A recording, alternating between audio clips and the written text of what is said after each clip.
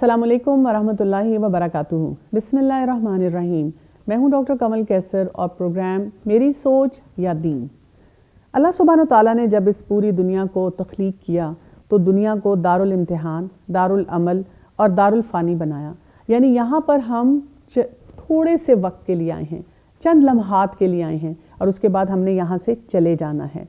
और इसमें अल्लाह सुब्हानो तआला की क्या सुन्नत कार फरमा है, इसमें दो चीज़ें हमें नज़र आती हैं। पहली बात कि हमें कायनाती सुन्नतें नज़र आती हैं और दूसरी शरई सुन्नतें नज़र आती हैं। अगर हम कायनात की सुन्नतों को देखें तो अल्लाह सुब्हानो तआला ने सूरज की रोशनी दी, ज़मीन पर हमें रहने की जगह दी, वहाँ पर दरख्त लगाए, फल फूल लगाए, माँ बच्चे को जन्म देती है, बादलों से पानी आता है, ज़ुबान से हम बात करते हैं, गाय भैंस हमें दूध देती हैं, शहद की मक्खी हमारे लिए शहद तैयार करती है। और ये जो कायनात की सारी सुन्नतें हैं और निशानियां हैं और जो सिस्टम्स चल रहे हैं, ये हमें अल्लाह की मार्फत देते हैं। इसी तरह से हम देखते हैं कि जो शरई सुन्नतें आती हैं उसमें हमें फ़र्क पता चलता है कि जो साहिब ईमान है वो कैसे उसी माहौल में रहते हुए नेक अमाल करता है, और जो शैतान के रास्ते पे चला जाता है, जो कुफ़र करता है, जो इनकार करता है, वो अपने लिए दुनिया में भी तंगी और मुश्किलात पाता है और आखिरत भी अपनी ख़राब कर देता है। तो इन दोनों सुन्नतों से जो अल्लाह सुब्हानो तआला ने हमें सिस्टम दिया, हमें रास्ते दिए, हमें फ़ायदा हासिल करना चाहिए। कैसे फ़ायदा हासिल करेंगे, आज हम इस पे बात करेंगे कि कुरान और नबूवत का हमारी ज़िंदगी में कितना अमल दखल होना चाहिए और उसके मुताबिक हम कैसे अपने मामलात को लेके चलेंगे, और ख़ास तौर पे हम इसको समझेंगे इल्हाद और एथिज़म की नज़र से। मेरे साथ मौजूद हैं उम्मे उसामा, जिन्होंने एथिज़म पे बहुत काम किया और दावत के मैदान में भी बहुत आगे आगे हैं। अस्सलाम वालेकुम वरहमतुल्लाहि वबरकातुहू। वालेकुम अस्सलाम वरहमतुल्लाहि वबरकातुहू। जी, हम आज बात करना चाहेंगे कुरान पाक की, और जब हम कुरान पाक की बात करते हैं तो पहली सोच जो आती है वो है वही, क्योंकि कुरान पाक का नज़ूल जो है वो वही की शक्ल में है। तो वही को आप कैसे एक्सप्लेन करेंगी? देखिए, वही के बारे में नबी सल्लल्लाहु अलैहि वसल्लम से पूछा जाता था कि किस किस तरह से आप पर वही आती है, तो आप सल्लल्लाहु अलैहि वसल्लम ने उसके जो डिफरेंट फॉर्म्स हैं वही की वो बताई हैं कि बाज़ औक़ात तो फरिश्ता जो है वो दिल पर इल्का करते थे, जिब्राईल अलैहिस्सलाम। फिर इसी तरह से बाज़ औक़ात जिब्राईल अलैहिस्सलाम इंसानी शक्ल में भी आते थे। एक सहाबी थे जिनकी शक्ल में नबी सल्लल्लाहु अलैहि वसल्लम के पास वही लेकर तो जिब्राईल अलैहिस्सलाम आया करते थे। फिर इसी तरह से बाज़ औक़ात आप सल्लल्लाहु अलैहि वसल्लम के ऊपर एक ऐसा बोझ पड़ता था और आपको इतनी स्वेटिंग पसीना आता था कि हज़रत आयशा फरमाती हैं कि शदीद सर्दी के दिनों में भी आपके जो माथे से ऐसे पसीना बह रहा होता था जैसे कोई रग कट गई हो और उसमें से इस तरह से बह रहा हो। फिर इसी तरह बाज़ औक़ात आपको घंटियों की आवाज़ भी आती थी। और मेराज के मौके पर आप सल्लल्लाहु अलैहि वसल्लम पर जो वही नमाज की आई है वो डायरेक्ट अल्लाह सुब्हानहू व तआला की तरफ से भी आई है।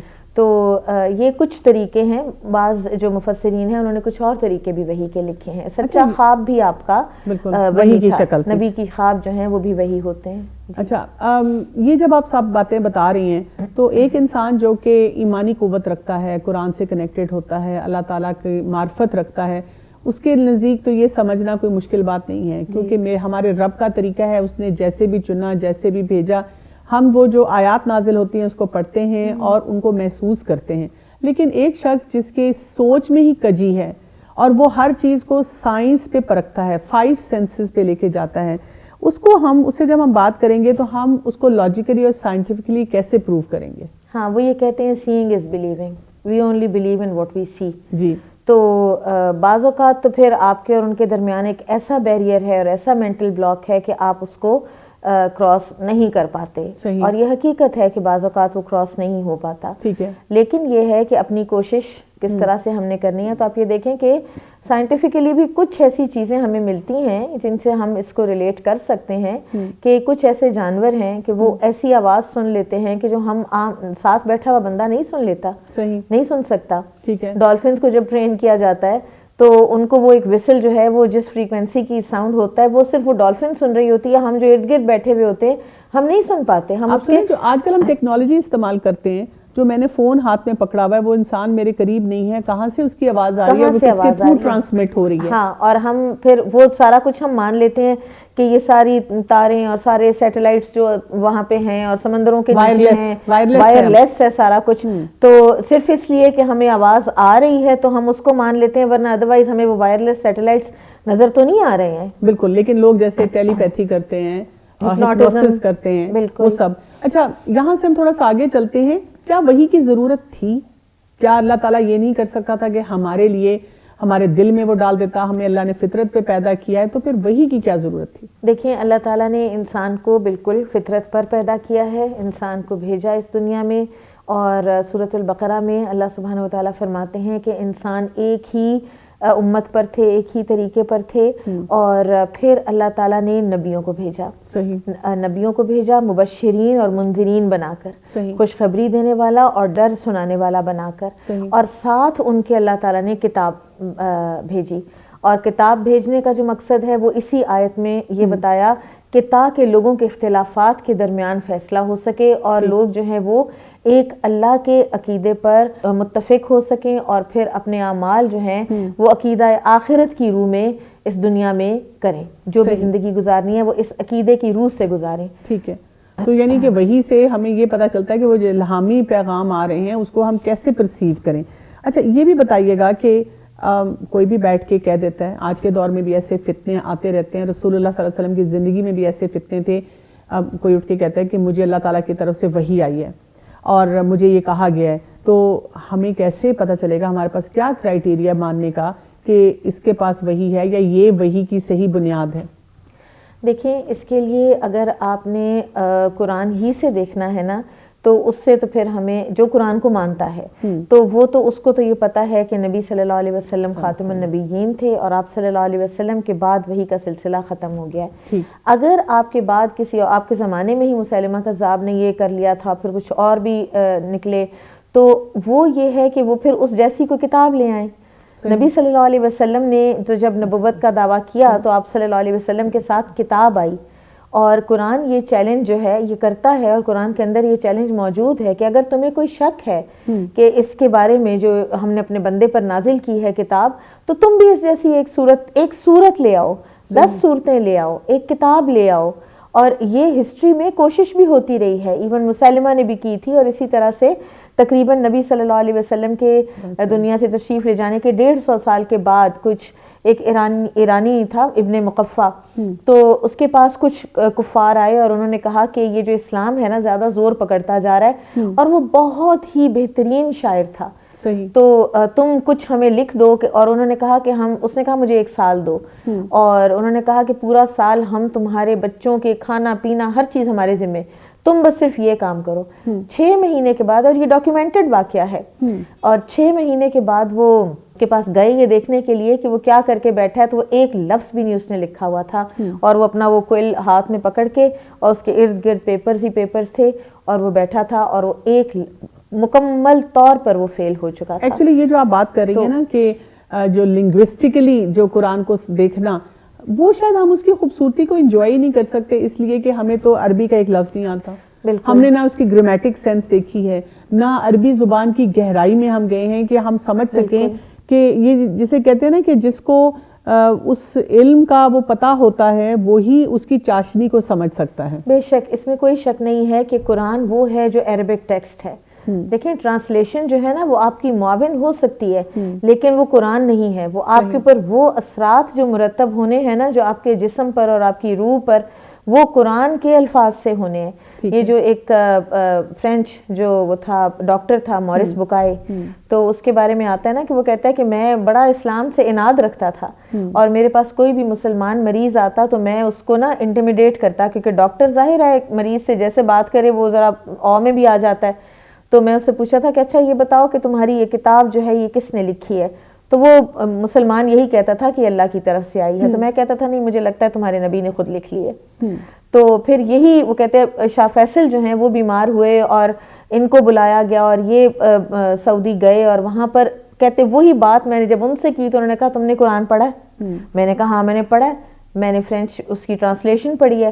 تو انہوں نے کہا کہ وہ تو قرآن نہیں ہے, تم عربک میں قرآن پڑھو.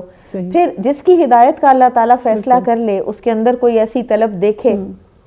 انہوں نے 1 سال لگا کر عربی سیکھی، قرآن پڑھا، مسلمان ہوئے، اور وہ اتنی زبردست کتاب قرآن، بائبل اینڈ سائنس انہوں نے لکھی. علامہ اقبال کے بارے میں بھی آتا ہے نا کہ ایک دفعہ وہ اپنی والدہ کے ساتھ بیٹھ کے قرآن پاک پڑھ رہے تھے بچپن میں، تو وہ کہتے ہیں کہ میرے والد گزرے تو انہوں نے کہا کہ اس کو ایسے پڑھو جیسے یہ تم پہ نازل ہوا ہے، تم پہ نازل ہو رہا ہے، اور ایسے ہی پڑھنا چاہیے. بالکل. اچھا، میں آپ سے یہی جاننا چاہ رہی تھی کہ جب رسول اللہ صلی اللہ علیہ وسلم پہ قرآن پاک نازل ہو رہا تھا، اور اس ٹائم پہ جو صحابہ کرام تھے جو آپ صلی اللہ علیہ وسلم کے ارد گرد تھے، انہوں نے ان آیات کو کیسے لیا جبکہ سوسائٹی میں اتنی مخالفت بھی تھی اور یہ ایک نئی سوچ تھی جو کہ کلچرل بیریئرز اور نارمز ان سب کو توڑ رہی تھی؟ تو وہ کیسے، اور یہ مائنورٹی میں تھے اور ان کے اوپر بہت سے پریشر اور چیلنجز تھے، انہوں نے کیسے ان آیات کو پرسیو کیا؟ اللہ سبحانہ وتعالیٰ سورۃ الانفال میں فرماتے ہیں کہ اذا تلیت علیہم آیاتہ زادتہم ایمانا، جب ان کے اوپر اللہ تعالیٰ کی آیات کی تلاوت کی جاتی ہے تو ان کا ایمان اور بڑھ جاتا ہے. آپ دیکھیں کہ وہ تو صحابہ کرام جو تھے نا، اب غزوہ احزاب کا جو موقع ہے وہ بڑا ایک واضح موقع ہے اس چیک کا کہ کون قرآن پر کس طرح سے ایمان لایا، کہ منافقین جو ہیں وہ فوراً جو ہے وہ پیچھے ہٹ گئے، اور وہ جو آزمائش کا ایک موقع تھا وہ دیکھ کر صحابہ نے کہا کہ اللہ اور اس کے رسول کا وعدہ سچا تھا، جو قرآن میں وعدے آئے ہیں وہ سچے ہیں.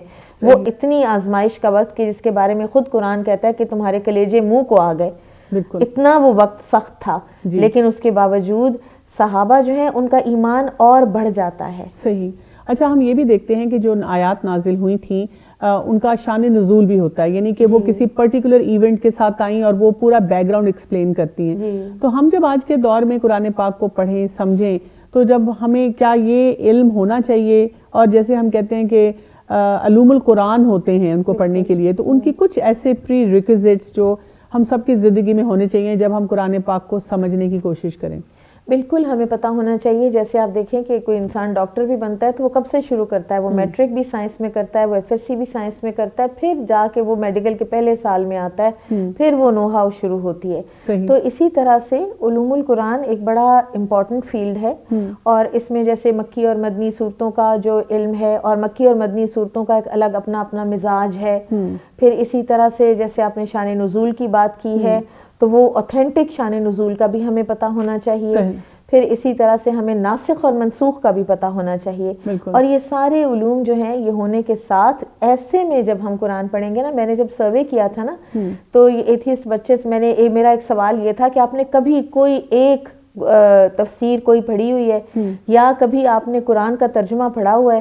تو ان میں سے کچھ تھے جنہوں نے کہا کہ ہاں ہم نے پڑھا ہوا ہے، اور بڑی فراخ دلی سے انہوں نے کہا ہم نے معرف القرآن بھی پڑھی ہوئی ہے، اور ہم نے پتہ نہیں بڑے بڑے نام انہوں نے لکھے ہوئے. تو میں نے اپنے ٹیچر سے پوچھا کہ یہ کیا معاملہ ہے؟ تو انہوں نے کہا کہ اگر یہ سچ ہے کہ انہوں نے یہ پڑھا ہوا ہے تو پھر انہوں نے استاد سے نہیں پڑھا، انہوں نے خود سے پڑھا ہے، اور انہوں نے اس کو خود ہی ڈیریویشنز نکالی ہیں.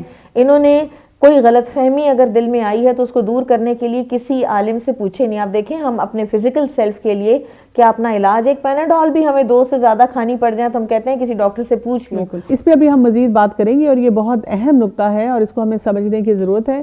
ناظرین، اب ہم جاننا چاہیں گے، جب ہم نے قرآن پاک کی بات کی ہے اور ہم نے کہا ہے کہ یہ اللہ سبحانہ تعالیٰ کا ایک بہترین معجزہ ہے جو کہ ہمارے لیے ہے، اور اس کی کیا اہمیت ہونی چاہیے ہماری زندگی میں اس معجزے کو سمجھنے کے لیے، ہم لیں گے ایک شارٹ بریک.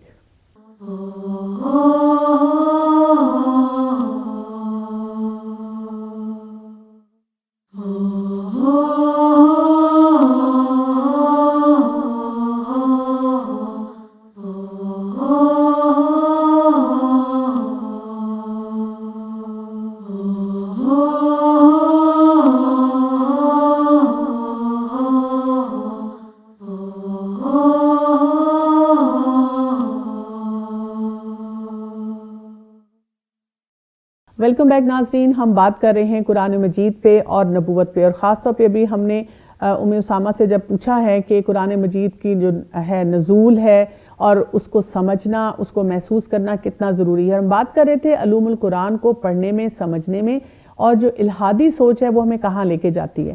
جی اسامہ، آپ بتا رہی تھی کہ وہ بچے جو ہیں انہوں نے قرآن پاک کو اس طرح پڑھا ہی نہیں ہے، یعنی کہ اپنے اون پہ پڑھ کے پھر انہوں نے اپنی ہی سوچ سے سارے ڈیریویٹیوز نکال لیے ہیں. تو پہلے تو میں یہ جاننا چاہوں گی کہ آپ کو کیا لگتا ہے کہ بائی لارج ہمارا جو یوتھ ہے آج کل اس کا ایٹیچیوڈ قرآن مجید کی طرف کیسا ہے؟ دیکھیں، ایک تو میں آپ کو یہ بتاؤں کہ صرف یوتھ ہی نہیں، بہت سی خواتین بھی جو ہیں جو مدرس کے لیول پر ہوتی ہیں یا ٹیچرز کے لیول پر ہوتی ہیں، اگر ان کو یہ کہا جائے کہ آپ کسی قرآن کلاس میں آئیں اور قرآن کو پڑھیں سیکھیں، وہ کہتی ہیں میں خود پڑھ لیتی ہوں، تو بکس ہیں میں وہ پڑھ لیتی ہوں، مجھے خود پتہ چل جاتا ہے. اور یہ جو ہے یہ خطرناک ٹرینڈ ہے. بالکل. میں ایک اور سوچ بھی دیکھتی ہوں کہ بہت سی مدرس مجھے جب کانٹیکٹ کرتی ہیں اپنے بچوں کے مسائل بتاتی ہیں، اور میں جب انہیں کہتی ہوں کہ ایک ہی سوال میں اکثر پوچھتی ہوتی ہوں کہ کیا آپ کا اپنے بچوں کے ساتھ جو ہے کوئی آپ ان کو کسی قرآن کلاس میں لے کر جاتے ہیں، تو ان کا اکثر جواب یہ ہوتا ہے کہ نہیں. پھر میں ان کو جب کہتی ہوں کہ آپ کو قرآن کلاس میں ان کو لے کر جانا چاہیے تو وہ اس پہ کہتی ہیں کہ کیسے لے کر جاؤں، وہ تو ہمارے پاس گاڑی اس وقت نہیں، حالانکہ ان کے گھر میں 4-4 5-5 گاڑیاں بھی ہوتی ہیں. کہیں ان کو جانا پڑے تو وہ کوئی ایسی جو ہے سروس بھی لے لیتے ہیں جس سے وہ بچے کو کسی اکیڈمی میں یا کہیں پہنچانا پہنچا دیتے ہیں، ہر جگہ پہنچا لیتے ہیں، لیکن اس کے لیے ان کے پاس نہیں ہوتا. ایک دفعہ میں نے بھی کسی کو یہ کہا تو انہوں نے کہا کہ نہیں پھر اب ہم اتنے تو فارغ نہیں ہے نا. بالکل صاف ایک اس طرح کا جواب تھا. بالکل. تو اس میں آپ یوتھ جو ہے ہمارا وہ قرآن پاک کو کیسے لیتا ہے؟ یوتھ قرآن پاک کو ڈپینڈ کرتا ہے کہ اس کی اپ برنگنگ کیسے ہوئی ہے. صحیح. اور جن کی اپ برنگنگ ایک دینی گھرانے میں ہوئی ہے وہ ریسپیکٹ فلی تو ضرور لیتا ہے. ان میں سے کچھ کو قرآن جو ہے وہ بہتر عربی پڑھنا آتا ہے. انفارچونیٹلی میں آپ کو بتاؤں عربی پڑھنا بھی ہمارے بہت ہی مائنورٹی یوتھ کو آتا ہے. صحیح. کیونکہ وہ جس طرح سے کوئی قاری صاحب نے پڑھایا وہ ایک دفعہ پڑھ کے پھر اس کی بہت جو ایک ڈیلیجنٹلی اس کی ریویژن ہے وہ ایز سچ بہت ہی کم ہیں لوگ جو کروا پاتے ہیں. اور بچے کو عربک قرآن کی ایسے پڑھ رہے ہوتے ہیں توڑ توڑ کے کہ دل انسان کا بہت دکھتا ہے. اور یہ کہ کتابوں پہ کتابیں پڑھ لیں گے لیکن یہ کہ قرآن پاک نہیں پڑھنا چاہیں گے. تو پہلے تو عربک ٹیکسٹ جو ہے وہ پڑھنے میں ہی کمزوری رہ جاتی ہے. پھر اس کے بعد ان کو یہ بھی اتنا نہیں پتا کہ اس کا فہم حاصل کرنا ہے اور اس کو یہ دراصل عمل کی کتاب ہے اور اس کو اپنے عمل میں لے کر آنا ہے. آپ دیکھیں کہ صحابہ کرام جب اس کو عمل میں لے کر آئے تو کیسے ان کے اندر چینجز آئیں، کیسے ان کی ساری زندگی کی وہ عادات جو ان کے اندر تھیں وہ اوور نائٹ ان کی چینج ہوئی ہیں. آپ دیکھیں نا کہ قرآن پاک میں ہمیں بتایا بھی جاتا ہے اللہ تعالیٰ چاہتے ہیں کہ ہم اس کو قوت کے ساتھ پکڑیں. اور میں نے نا اوور ایئرز ینگسٹرز کو پڑھاتے ہوئے ایک آبزرویشن کی، موبائل کو پکڑا ہوگا لیکن قرآن پاک گھر چھوڑ آئیں گے، قرآن پاک کو کھولیں گے بھی نہیں. چند بچے ہوتے ہیں جنہوں نے ہائی لائٹر بھی پکڑا ہوا ہے، پین بھی پکڑا ہوا ہے، نوٹ بک بھی رکھی ہوئی ہے. تو میں نے اب کچھ عرصے سے یہ کیا کہ اپنی کلاس میں یہ کمپلسری کر دیا ہے کہ جو بھی اسٹوڈنٹ بیٹھے گا اس کے ہاتھ میں مصحف ہوگا اور وہ اس کو خود دیکھے گا، کیونکہ میں یہ چاہتی ہوں کہ وہ دیکھیں اور وہ سمجھیں. جب تک وہ خود نہیں دیکھیں گے ان کو کیسے پتا چلے گا؟ وہ پھر نہیں تو میری شکل دیکھ رہے ہیں اور وہ پڑھتے چلے جا رہے ہیں. بالکل. میں نے بھی ایک اسکول میں جہاں پر ان کی یہ کوشش تھی کہ بچوں کو قرآن جو ہے وہ پورا ایک دفعہ اس میں سے گزار دیا جائے، تو ہم لوگوں نے ان کو یہی کہا کہ آپ وہ پاراز ہیں جن کے نیچے لفظی ترجمہ لکھا ہوا ہے تو ٹیچر اس کو پڑھے اور ہر بچے کا پارا جو ہے وہ اس کے پاس ہو اور ہر بچہ قرآن کے اس حرف کو دیکھے اور ان کو کہیں کہ انگلی کے ساتھ اس سارے کو فالو کریں اور ساتھ ساتھ اس کا ترجمہ جو ہے وہ پڑھیں اور ٹیچر پڑھائے. ہم جو یوتھ میں یہ چیلنجز دیکھ رہے ہیں کہ ان کو تلاوت بھی صحیح نہیں کرنی آتی اور فہم تو پھر بہت ہی دور رہ جاتی ہے، تو ان چیلنجز میں ہمیں یہ ضرور پتہ چلتا ہے اور ہمیں سمجھ آتی ہے کہ والدین کا بہت اہم رول ہے. کیونکہ آپ دیکھیں کہ پہلا انٹروڈکشن جو قرآن مجید کا ہے وہ اسکول میں نہیں ہوتا، وہ گھر میں ہو جاتا ہے، گھر کے ماحول سے ہوتا ہے اور پھر والدین جو ہے بچوں کو انگیج کرتے ہیں. تو قرآنی تعلیمات کی جب ہم بات کرتے ہیں تو آپ کیا سمجھتی ہیں کہ اس کے کیا سٹیپس ہونے چاہیے اور کس طرح سے بچوں کو قرآن مجید جو ہے ایسے پڑھانا چاہیے کہ ان کی قوت ہو، ان کی گرپ ہو اور وہ اس کو سمجھ سکیں؟ بالکل. قرآن جو ہے اس کی تعلیم کو بڑی انٹیلیجنٹلی پڑھانا چاہیے. اصل میں بچہ تو ظاہر ہے جب ماں باپ کے پاس ہوتا ہے تو وہ تو بے قصور ہوتا ہے کہ جب آپ اس کو کسی بھی اگر کسی انکمپیٹنٹ طریقے سے اگر آپ اس کو تھوڑا سا ناظرہ پڑھا دیتے ہیں اور بس بات ختم، تو یہ بچے کا تو قصور نہیں ہے. تو انٹیلیجنٹ طریقے سے، انٹرسٹنگ طریقے سے بچے کی زندگی میں قرآن تو آ جانا چاہیے جو ہی وہ شعور تھوڑا سا پکڑتا ہے. تو عملی طور پر اس کے ایک ماحول، اس کی اٹھان ان طریقوں پر ہو جو طریقے انسان کو قرآن کے قریب کرتے ہیں. اور اس میں ایک بہت ہی خوبصورت جو ہے وہ یہ ہے کہ اگر مائیں تلاوت کرتی ہوں اور بچے اپنی ماں کو تلاوت کرتا دیکھیں, بچے اپنی ماں کو قرآن کا فہم حاصل کرتا ہوا دیکھیں, یہ ایکٹیویٹی اگر وہ اپنی ماں کی دیکھیں گے نا تو وہ ضرور قرآن کے قریب آئیں گے. یہ نہیں ہو سکتا. ویسے بھی قرآن کا یہ پہلا حق ہے کہ جو ہے کہ پہلے جو ہے تلاوت سے شروع کیا جائے, تلاوت سے شروع کیا جائے. پھر اس کے بعد یہ ہے کہ اس کو پھر اپنے بچوں کو جیسے ان کی زبان صاف ہوتی ہے تو ان کو کسی ایسے ادارے میں, کسی ایسی جگہ پر ان کو قرآن پڑھنے کے لیے بھیجیں کہ جہاں پر ان کو پیار سے, محبت سے قرآن بھی پڑھایا جاتا ہے, ان کو کوئی ایکٹیویٹیز بھی کروائی جاتی ہیں, بچوں کو کھیلنے کی بھی ضرورت ہوتی ہے.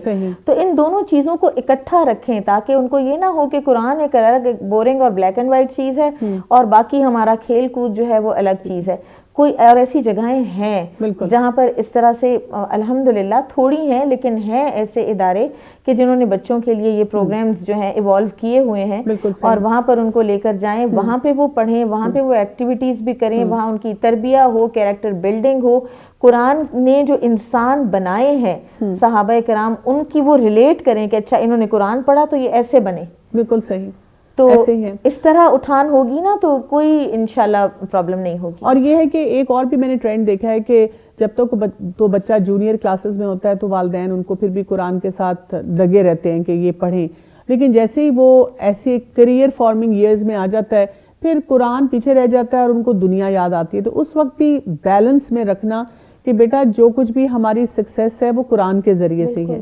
اچھا, یہاں پہ اب یہ کہ بچے کو اگر گھر سے بیس ملی ہے اور اب وہ ایک ادارے میں آ گیا, اسکول اس نے جانا ہی جانا ہے, اور ہمارے ایٹ لیسٹ جو مسلم ممالک ہیں ان میں ہم دیکھتے ہیں کہ جو اسلامک اسٹڈیز کا کریکولم ہوتا ہے اس میں ایک سیکشن پورا ہوتا ہے جس میں حفظ کا بھی انہوں نے رکھا ہوتا ہے, صورتیں رکھی ہوتی ہیں اماں پارے سے.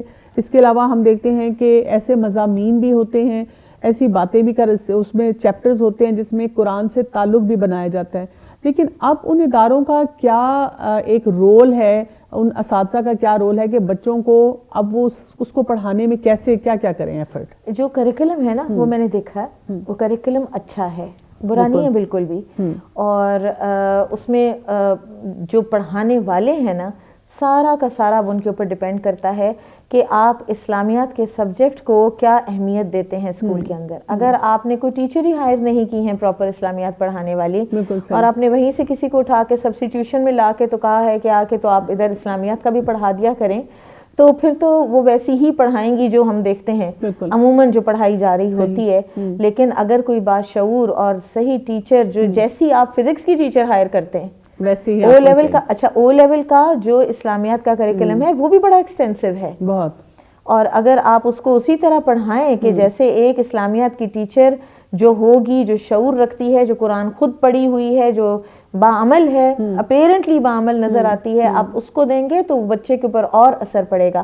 میں ایک ایسی ٹیچر کو جانتی ہوں کہ جنہوں نے او لیول اے لیول دونوں میں اسلامیات پڑھائی ہیں اور ان کی وجہ سے بچیوں کی زندگی تبدیل ہوئی ہے. صحیح, بالکل صحیح, آپ صحیح کہہ رہی ہیں بالکل کہ یہ بہت ایک اہم چیز ہے کہ اسکول والوں کو بھی اپنی رسپانسبلٹی کو اون کرنا چاہیے. اور الحمدللہ مجھے لگتا ہے کہ اب ہماری جو معاشرے میں ہمیں فقدان نظر آ رہا ہے, ڈکلائن نظر آ رہا ہے ہر لیول پہ, اس کی وجہ سے بہت سے لوگ اب جاگ بھی رہے ہیں اور اس سلسلے میں ایفرٹس بھی کر رہے ہیں. اچھا, یہاں پہ جب ہم قرآن کی بات کرتے ہیں اور قرآنی تعلیمات کی بات کرتے ہیں تو قرآن پاک میں جہاں اللہ کی معرفت بہت ہمیں اسٹرانگلی ملتی ہے اس میں ہم یہ دیکھتے ہیں کہ عقیدہ آخرت جو ہے اس پہ بھی بہت زیادہ بات ہوتی ہے. تو یہاں پہ میں پوچھنا چاہوں گی کہ ایک جو انسان ہوتا ہے جس نے دینی تعلیم حاصل کی ہے اور ایک وہ بچہ جو کہ الہادی ذہنیت کا ہوتا ہے, وہ عقیدہ آخرت اور خاص طور پہ اپنی موت کو کیسے دیکھتے ہیں؟ وہ موت کو بس کہتے ہیں یہ ڈیپ سلیپ ہے. ایک دفعہ پوچھا تھا نا کسی سے تو انہوں نے کہا مجھے ایسے لگتا ہے جیسے یہ ڈیپ سلیپ ہے. اور یہ وہی کانسیپٹ ہے جو وہ ایک وہ گریک فلاسفر کا ہم نے بات کی تھی نا کہ اس نے کہا کہ انسان موت سے ڈرتا ہے تو موت سے ڈرنے کی تو ضرورت نہیں ہے کیونکہ جب تک تم زندہ ہو تو تمہیں موت نہیں ہے, اور جب تم مر جاؤ گے تو پھر تو تمہیں پتہ بھی نہیں کہ تم مر گئے ہو. تو ان کا تو یہی ہوتا ہے, ان کا یہ ہوتا ہے کہ ہم نے جب مٹی میں جانا ہے تو مٹی میں ہم نے رل مل جانا ہے. اور یہی جو تھی عقیدہ آخرت کی کمزوری اور اس کا ڈینائل اہل مکہ میں بھی یہی تھا. وہ کہتے تھے کہ کیا ہم مٹی میں رل مل جائیں گے تو پھر ہم دوبارہ اٹھا کھڑے کیے جائیں گے, اور لٹرلی وہ مذاق اڑاتے تھے اس عقیدے کا. لیکن ایک مومن کا عقیدہ, ایون بچہ جو ہے مومن, اس کی زندگی میں شروع سے جب یہ چیز آتی ہے اب دیکھیں کہ ہم جب ایمانیات سکھاتے ہیں بچے کو، ارکان اسلام ہم شروع میں رٹوا دیتے ہیں بچے کو، تو ذرا شعور کے ساتھ اس کو سمجھائیں نا کہ یہ ایمان ہے کیا، ملائکہ پر ایمان ہے تو اس کا مطلب کیا ہے۔ جی یہ بہت اہم نقطہ ہے جس پہ آپ بات کر رہی ہیں۔ ناظرین یہاں پر ہم نے جو ہے ینگ بچے بچیوں سے ایک سروے کیا اور ہم نے ان سے پوچھا تھا کہ کیا آپ عقیدہ آخرت کو مانتے ہیں کہ لائف آفٹر ڈیتھ ہے؟ اگر آپ مانتے ہیں تو وہ آپ کو کیا سکھاتا ہے، اس دنیا میں رہنے کا کیا طریقہ جو ہے یا کیا کام آپ سمجھتے ہیں کہ پھر آپ کو کرنا چاہیے؟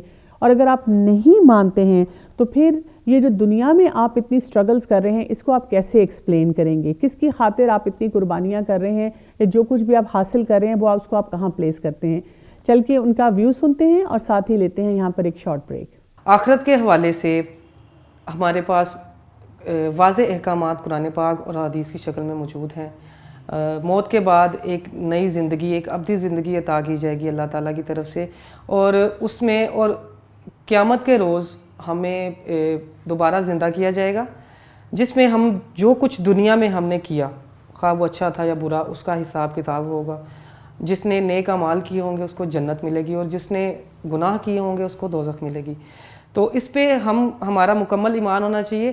اگر تو ہم اس پہ ایمان نہیں رکھتے تو پھر یہاں پہ موجود لوگ جو مسلسل برائی میں مبتلا رہتے ہیں، گناہوں میں مبتلا رہتے ہیں، یا جو کسی کے ساتھ ظلم و زیادتی میں مبتلا ہیں، ان لوگوں کا کوئی حساب کتاب نہیں ہو رہا۔ اللہ تعالیٰ کی ذات اگر تو ہمیں دوبارہ زندہ نہ کرنا ہوتا اللہ نے، تو پھر ان کا حساب دنیا میں ہی ہوتا۔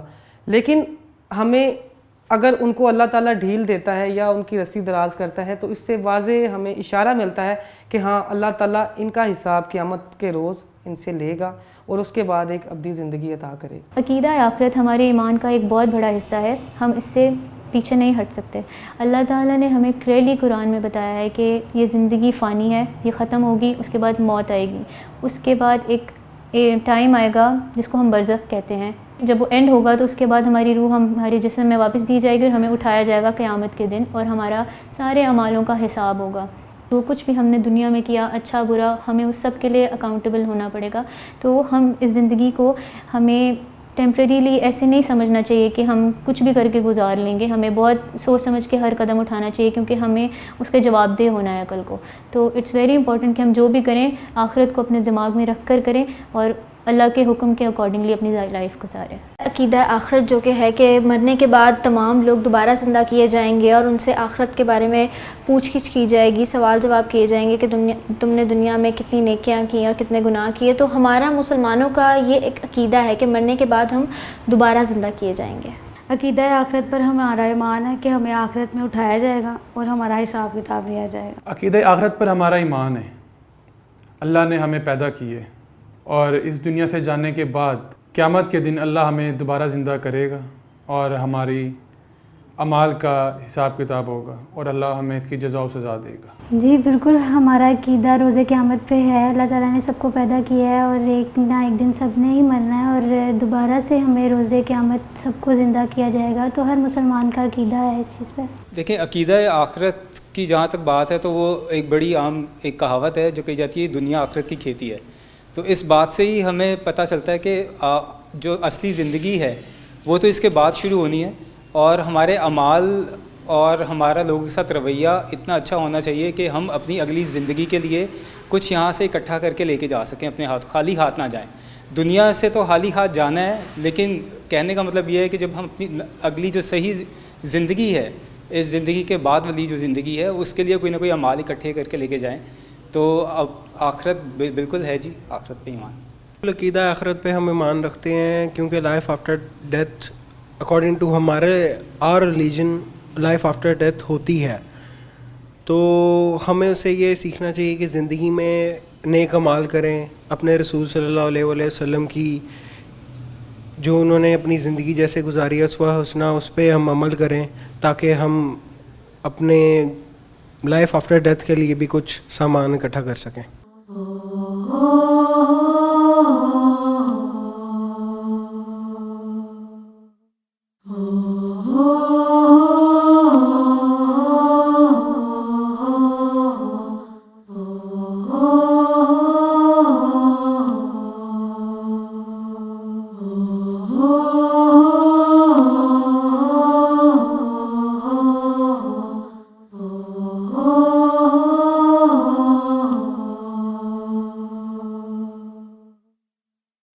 ویلکم بیک ناظرین. آج ہم بات کر رہے ہیں قرآن مجید اور نبوت کی, کیونکہ جب انسان قرآن مجید کے سارے کانسیپٹس کو سمجھتا ہے, سارے احکامات کو سمجھتا ہے اور وہ دنیا کی حقیقت کو جانتا ہے, تو پھر ہی اس کو سمجھ آتی ہے کہ یہ جو میری سوچ ہے اس کو دین کے دائرہ کار میں لانا کتنا ضروری ہے. میرے ساتھ موجود ہیں ام اسامہ, ان سے چل کے بات کرتے ہیں. ہم نے قرآن پاک کی تو بات کی اور بہت اہم نکات جو ہیں آپ نے بہت وضاحت سے بیان کیے. میں جاننا چاہتی ہوں کہ ایک ہے وحی اور ایک ہے وہ صاحب وحی. تو اگر ہم اپنے پیارے نبی صلی اللہ علیہ وسلم کے بارے میں بھی بات کریں کہ قرآن مجید آپ صلی اللہ علیہ وسلم کے بارے میں ہمیں کیا بتاتا ہے؟ قرآن مجید نبی صلی اللہ علیہ وسلم کے بارے میں سب سے پہلے تو یہ بتاتا ہے, جو کہ ہمارے عقیدے کا ایک بہت بڑا حصہ ہے, کہ آپ خاتم النبیین ہیں. یہ بھی ہمیں پتہ ہونا چاہیے کہ ہم نبوت میں بلیو بھی کرتے ہیں اور ہم اس میں بھی بلیو کرتے ہیں کہ اب کوئی نبوت نہیں ہے, وہ فائنل نبوت تھی جو آ چکی. پھر نبی صلی اللہ علیہ وسلم کے حوالے سے اللہ سبحانہ وتعالیٰ قرآن میں فرماتے ہیں, اہل مکہ کو یہ چیلنج دیا جاتا ہے کہ تم سارے ایک ایک دو دو چار چار کر کے بیٹھ جاؤ اور آپس میں سوچو اور دیکھو کہ تمہارے صاحب کو کیا واقعی کوئی جنون لاحق ہو گیا. یعنی یہ قرآن کی گواہی آ رہی ہے, قرآن کی گواہی آ رہی ہے کہ نبی صلی اللہ علیہ وسلم بالکل اپنی پوری سینٹی کے ساتھ اور پورے اپنے شعور کے ساتھ یہ بات کر رہے ہیں. صحیح. اور پھر اسی طرح سے نبی صلی اللہ علیہ وسلم کے بارے میں آتا ہے کہ اللہ تعالیٰ فرماتے ہیں کہ اگر تم ان سے کہہ دو کہ اگر اللہ نہ چاہتا تو میں تمہیں کبھی بھی یہ چیزیں پڑھ کر نہ سنا رہا ہوتا, اور نہ ہی کوئی تمہیں پتہ بھی چلتا کہ وحی کیا ہوتی ہے, قرآن کیا ہوتا ہے, کتاب کیا ہوتی ہے, تم لوگوں کو پتہ ہی نہ ہوتا. دیکھیں ہم کئی مقامات پہ جانتے ہیں کہ لوگوں نے آ کے آپ صلی اللہ علیہ وسلم سے کچھ پوچھا اور آپ خاموش رہے, اس لیے کہ آپ صلی اللہ علیہ وسلم کو جب تک وحی نہیں آئے, اللہ تعالیٰ کی طرف سے کوئی انڈیکیشن نہیں ہے, آپ اپنی طرف سے جواب بھی نہیں دے سکتے. بالکل. اور اس بات کی گواہی بھی قرآن کے خود اندر موجود ہے. سورہ نجم میں اللہ تعالیٰ فرماتے ہیں وَمَا يَنْتِقُ عَنِ الْهَوَىٰ إِنْ هُوَ إِلَّا وَحْيٌ يُوحَىٰ. وہ اپنی خواہش نفس سے بات نہیں کرتے, وہ وہی کہتے ہیں کہ جو ان پر وحی نازل کی جاتی ہے. تو یہ ساری گواہیاں جو ہیں نبی صلی اللہ علیہ وسلم نے جو کچھ فرمایا, آپ صلی اللہ علیہ وسلم کی احادیث جب وہ پروو ہو جاتا ہے کہ یہ ایک اوتھینٹک صحیح حدیث ہے تو پھر وہ وہی ہے. بالکل. اچھا, آپ صلی اللہ علیہ وسلم کو صادق اور امین کہا جاتا تھا اس سوسائٹی میں, اور جیسے ہی آپ نے حق کا پیغام لوگوں تک پہنچایا اور جو ان کی اپنے ذاتی مفادات پر زد لگ رہی تھی, تو اس وقت آپ صلی اللہ علیہ وسلم کو بہت سے ٹائٹلز دیے گئے, بہت سی باتیں اٹھائی گئیں. آپ صلی اللہ علیہ وسلم کے اخلاق کے بارے میں قرآن کیا گواہی دیتا ہے؟ قرآن نے آپ صلی اللہ علیہ وسلم کے اخلاق کو ایلیویٹ کرتے ہوئے سورہ قلم میں اللہ سبحانہ وتعالیٰ فرماتے ہیں کہ وَإِنَّكَ لَعَلَىٰ خُلُقٍ عَظِيمٍ, آپ اخلاق کے بلند درجے پر فائز ہیں. اور پھر اس بلند درجے پر فائز ہونے کے ساتھ ساتھ آپ صلی اللہ علیہ وسلم کے فالورز کو کہہ دیا لَقَدْ كَانَ لَكُمْ فِي رَسُولِ اللَّهِ أُسْوَةٌ حَسَنَةٌ, تمہارے لیے اللہ کے رسول میں اسوہ حسنہ ہے. بالکل صحیح. اچھا, یہ تو بہت ایک اہم معاملہ ہے. ہم یہ دیکھتے ہیں کہ آپ صلی اللہ علیہ وسلم کے بارے میں جو کچھ آیا قرآن اور سنت میں ہمیں پتہ چلتا ہے.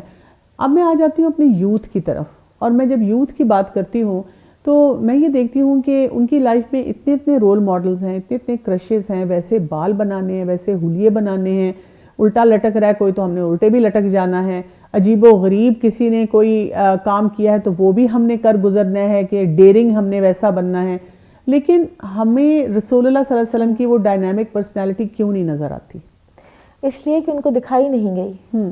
اگر پورے, میں بار بار ایک لفظ بولتی ہوں نا کہ پورے شعور کے ساتھ, اگر شعور کے ساتھ اور اس میں سے لیسنز ڈیرائیو کر کے بچوں کو ایک دفعہ آپ سیرہ پڑھا دیں, اور پھر آپ دیکھیں کہ بچے نبی صلی اللہ علیہ وسلم کو رول ماڈل بنائیں گے, پھر آپ صلی اللہ علیہ وسلم کی زندگی میں سے ان کو وہ چیزیں نظر آئیں گی کہ جو ان کے لیے ان کو ہوگا کہ ہاں یہ ہے کرنے کا کام. صحیح. اور آپ دیکھیں کہ رول ماڈل بنانا جو ہے یہ انسان کی فطرت کا ایک تقاضا ہے. صحیح. بالکل. انسان کو انسپریشن چاہیے ہوتی ہے کہ کوئی ایسی ہستی ہو, کوئی ایسا انسان ہو جس کو میں فالو کروں. یہ انسان کے اندر اللہ تعالیٰ نے ڈال دیا ہے. ٹھیک ہے. دیکھیں رول ماڈل تو لوگ کرتے ہی ہیں, کوئی نہ, جیسے کسی کا کوئی پیرنٹ رول ماڈل ہے, کسی کا کوئی سیلیبریٹی ہے وہ رول ماڈل ہے, کسی کا کوئی استاد ہے, سوسائٹی میں سے لوگ پک اینڈ چوز کرتے ہیں. رسول اللہ صلی اللہ علیہ وسلم کی جب رول ماڈلنگ کی بات ہے اور ان سے کنیکشن کی بات ہے تو ہمیں کیا بتا دیا گیا, کیا ہم پہ کمپلشن ڈال دی گئی کہ ہمیں کس لیول پہ آپ صلی اللہ علیہ وسلم کو ماننا ہے؟ 2 لیولز ہیں, ایک اطاعت اور ایک اتباع. صحیح. دونوں لیولز ہیں, اور اللہ تعالیٰ نے اطاعت کا بھی حکم دیا، اطیعوا اللہ و اطیعوا الرسول، اللہ کی اطاعت کرو اور ساتھ رسول کی اطاعت کرو. اور بعض جو علماء ہیں وہ یہ کہتے ہیں کہ جب تک آپ نبی صلی اللہ علیہ وسلم کی سنت کو نہیں دیکھیں گے اور آپ صلی اللہ علیہ وسلم کی تعلیمات کے مطابق قرآن کو نہیں دیکھیں گے تو آپ قرآن پر عمل نہیں کر سکیں گے. آپ دیکھیں قرآن میں تو آتا ہے نا کہ نماز قائم کرو، جی، تو نماز کا قیام جو ہے وہ کیسے پتہ چلے گا؟ وہ 5 وقت کی نماز، اس کی کتنی رکعتیں، اس کی کتنی سنت مؤکدہ، کتنے فرائض، پڑھنا کیا ہے نماز کے اندر، یہ سارا کچھ ہمیں کہاں سے پتہ چلتا ہے؟ یہ جو آپ بات کہہ رہی ہیں میرے ساتھ ایگزیکٹلی یہ ہوا، چند سال پہلے کی بات ہے کہ کسی نے مجھے یہی کہا کہ آپ قرآن پڑھتی ہیں اور میں تو نہیں مانتی کہ یہ حدیثیں اوتھینٹک ہیں اور اس طرح سے. تو پھر انہوں نے مجھ سے نماز کے بارے میں کوئی سوال پوچھا تو میں نے ان سے کہا کہ میں آپ کے سوال کا جواب نہیں دے سکوں گی. تو انہوں نے کہا کیوں نہیں؟ میں نے کہا اس لیے کہ قرآن میں تو صرف آیا اقیموا الصلاۃ، اور جو سوال کا جواب ہے وہ تو حدیث سے پتہ چلے گا، اور حدیث کو آپ مانتی نہیں ہیں تو پھر آپ میرے جواب کو نہیں مانیں گی. تو وہ تھوڑی دیر کے لیے پھر پریشان ہوگی، وہ کہتی ہیں اچھا چلیں آپ بتائیں تو صحیح، میں دیکھتی ہوں اس کو نا. تو یہ بہت ایک اہم نقطہ ہے. اچھا، رسول اللہ صلی اللہ علیہ وسلم جس سوسائٹی میں رہ رہے تھے اور اس سوسائٹی میں جب آپ صلی اللہ علیہ وسلم کے جو ساتھی تھے جن کو ہم کمپینینز کہتے ہیں، صحابہ کہتے ہیں، انہوں نے آپ صلی اللہ علیہ وسلم کا کیا امپیکٹ لیا اور کس طرح سے انہوں نے اطاعت اور اتباع کی؟ چند مثالیں اگر آپ ہمیں دیں. پہلے ہم تھوڑی اتباع کی بات بھی کلیئر کر لیں. اطاعت تو ہے نا کہ حکم آیا اور آپ نے ماننا. اتباع یہ ہے کہ ان کے فٹ سٹیپس کو فالو کرنا اور آپ کے نقش قدم پر چلنا. جیسے کہ آپ صلی اللہ علیہ وسلم نے اگر کسی بات کا حکم نہیں بھی دیا ہے تو بھی جو آپ کی ہیبٹس تھیں، جو آپ کی عادات تھیں، ان کو بھی صحابہ نے اسی طرح سے اپنایا. پھر اس اطاعت اور اس اتباع کا جو اثر صحابہ کرام پر ہوا ہے تو آپ دیکھیں کہ ابوبکر الصدیق کہلائے، عمر الفاروق کہلائے کہ جن کے آنے سے اسلام کو فرق پڑ گیا. کیسی کیسی ہستیاں جو کیسے کیسے اسلام دشمنی میں، خالد بن ولید رضی اللہ عنہ کی مثال دیکھ لیجئے کہ ان کو پھر نبی صلی اللہ علیہ وسلم نے فرمایا کہ یہ اللہ کی تلواروں میں سے ایک تلوار ہے، اور کیسے وہ اسلام کے لیے خالص ہوئے ہیں. یہ سب لوگ، یہ سب نبی صلی اللہ علیہ وسلم سے انتہائی محبت کرتے تھے اور آپ ہی کو فالو کرتے تھے. اور ایمان کا تقاضا کیا بتایا گیا آپ صلی اللہ علیہ وسلم کے ساتھ؟ مومن کا ایمان تو مکمل ہی نہیں ہو سکتا نبی صلی اللہ علیہ وسلم کی اطاعت اور اتباع کے بغیر. اور ان کو اپنے گھر والوں سے، جی، آل عمران میں آتا ہے کہ قل ان کنتم تحبون اللہ فاتبعونی یحببکم اللہ. ہم اللہ کی بھی محبت اگر چاہتے ہیں نا تو ہمیں نبی صلی اللہ علیہ وسلم کے اتباع کے تھرو اللہ کی محبت ہم ثابت کریں گے، اور واپسی اللہ ہم سے محبت بھی کرے گا اور اللہ ہمارے گناہ بھی معاف کرے گا. اور یہ بھی کہا گیا کہ اپنے گھر والوں سے، جی، تم اس وقت تک مومن ہی نہیں ہو سکتے جس وقت تک کہ تمہیں میں ہر کسی سے زیادہ عزیز نہ ہو جاؤں، تمہارے والدین سے، تمہاری اولاد سے، اور انسان کے اپنے آپ سے، ذات سے بھی زیادہ. بالکل اپنی ذات سے بھی زیادہ. اچھا، اب یہ تو ہمیں کرائیٹیریا وہ دے دیا گیا اور ہمیں صحابہ کرام کی زندگی میں نظر آتا ہے کہ انہوں نے اس کو فالو بھی کیا. لیکن آج کے دور میں اگر ہم کہیں بیٹھے ہوتے ہیں اور ہم بیٹھ کے سنت کے مطابق کھانا چاہتے ہیں، ہم لباس سنت کے مطابق پہننا چاہتے ہیں، ہم اپنے تمام معاملات، آنا جانا، وہ سب کچھ سنت کے مطابق کرتے ہیں، اور کسی کو اگر پتہ چل جائے کہ یہ فنیشنگ سکول والے ٹاسک نہیں ہیں، یہ سنت کے مطابق ٹاسک ہیں، تو وہ ہمیں ریجڈ کہنا شروع کرتے ہیں، وہ پٹ آف ہو جاتے ہیں ہم سے. دیکھیں، اس میں پہلی بات تو یہ ہے کہ فنیشنگ سکول کی ڈیفینیشن بھی اگر ان کے ہاں یہ ہے، کوئی اور ہے، تو ہمارے ہاں یہ ہے. ہمارا یہ فنیشنگ سکول ہے، ہم اس طرح سے گروم ہوتے ہیں، ہمارے اندر فنیس اس طریقے سے آتی ہے. صحیح، ٹھیک ہے. اور دوسرے یہ کہ ہم جب اس چیز کو فالو کرتے ہیں تو ہم اس کو عبادت سمجھ کے فالو کرتے ہیں. ٹھیک ہے.